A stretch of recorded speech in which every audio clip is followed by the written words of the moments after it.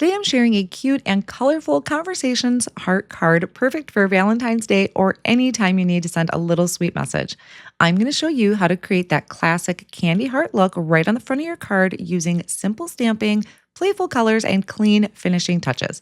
It comes together super quick and the results are just adorable. If you're interested in any of the supplies I'm using today, I will have them linked down below in the video description and over on my blog. I'm going to start by stamping out my images. So I dug back through my stash and I am going to be using the How You Been and How You Been Conversation Hearts add-on. So I have the jar and then also the conversation hearts. I'm going to be stamping them in jet black ink onto 80-pound white cardstock. And then I'm also going to be using the Critter Conversation Hearts. So I picked out all of the adorable critters in this set, again, inking them up with the jet black ink and stamping them on the 80-pound white cardstock. Now we can color all of these images in with colored pencils, alcohol markers, but I decided to use the coloring stencils to make this really quick and easy. And it really helps to use mini blending brushes, which is what I'm using today, and also the mini ink cubes. So to start with, I have my cardstock placed on a 9x12 sticky mat. This is going to hold my cardstock in place and also my stencil when it overhangs the cardstock. But for some of the areas where it's in the middle of the cardstock, I do like to use Post-it tape to kind of tack that down for me. And Post-it tape also helps kind of mask off the edges in case I get a little carried away with the ink blending.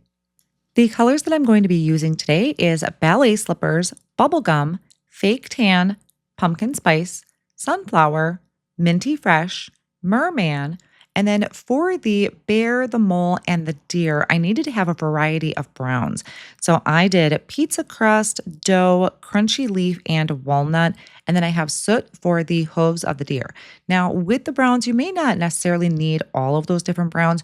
You can get a great variation of color just depending how much ink you're applying and how hard you're applying it.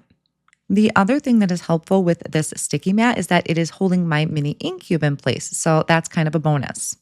When I was trying to pick out colors for my hearts, I was really thinking about, well, for one, a rainbow, but also the different colors that are in the Conversation Heart candy packs.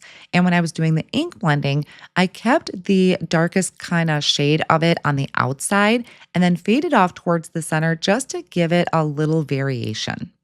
A little tip I want to give is to make sure that your black ink that you use to stamp is completely dry. Maybe hit it with a heat tool because some of the lighter colors like the yellow and that minty fresh can kind of pick up that black ink a little bit if it's not completely dry.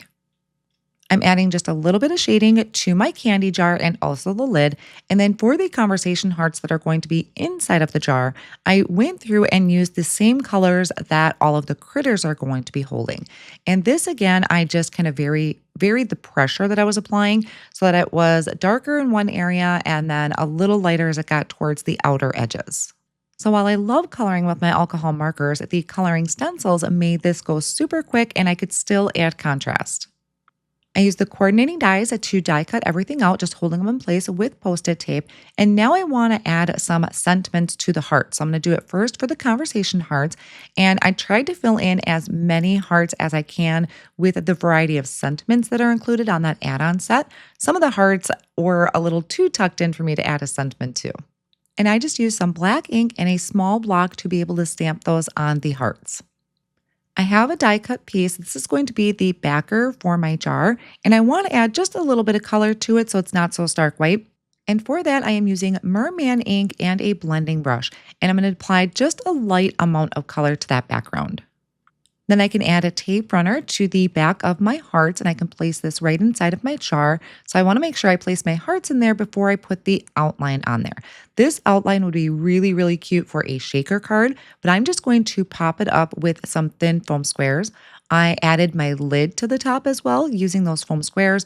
And I really like to use the thin foam squares because it pops it up just a little bit to add dimension, but not too much where it's really bulky.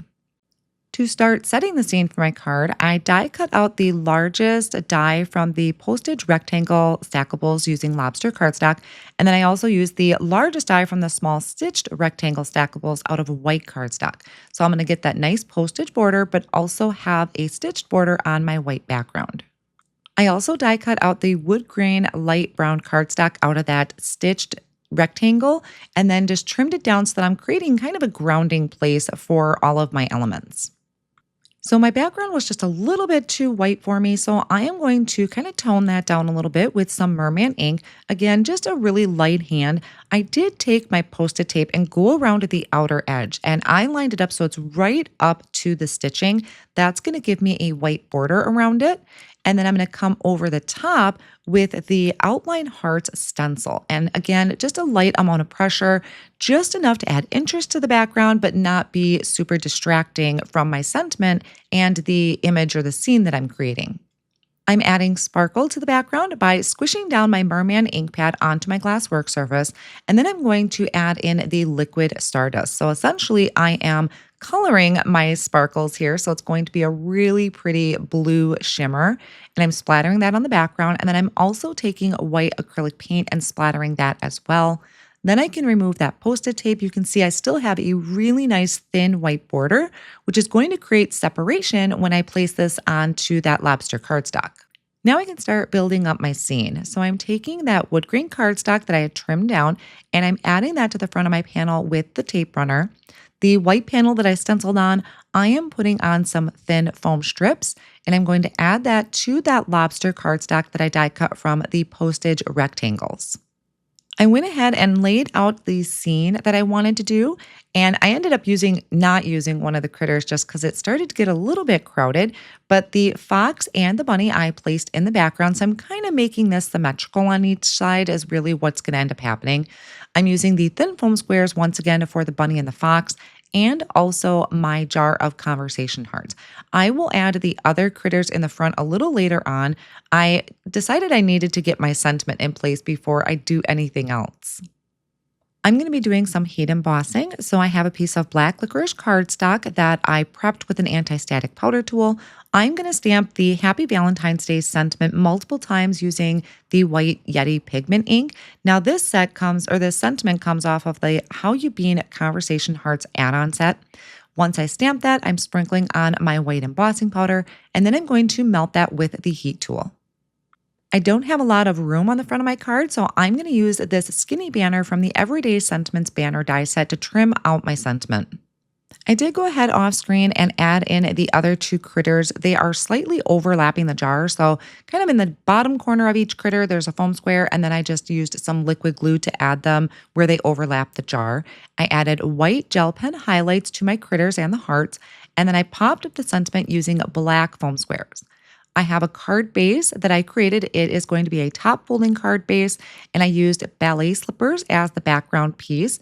And then I went ahead and added the rest of my scene using those thin foam strips. Thanks so much for spending some crafty time with me today. I hope you enjoyed creating this cute and colorful Conversations Heart card and feel inspired to try it yourself.